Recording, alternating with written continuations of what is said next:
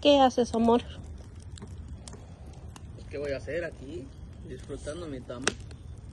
Y así estás recordando a México en estos tiempos, ¿verdad? En este tiempo de el Día de los Muertos, Navidad.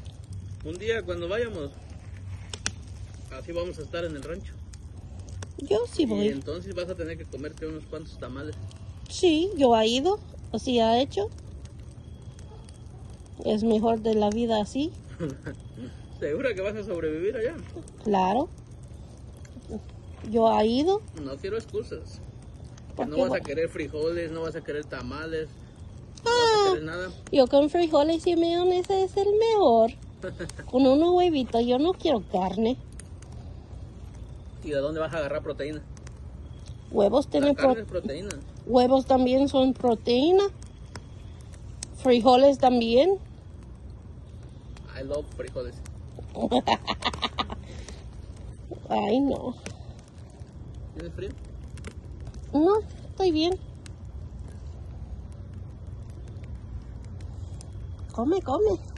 Y ya está. ¿Qué haces? Hermosa. ¿Tiene frío? No, no te hablé, no te hablé.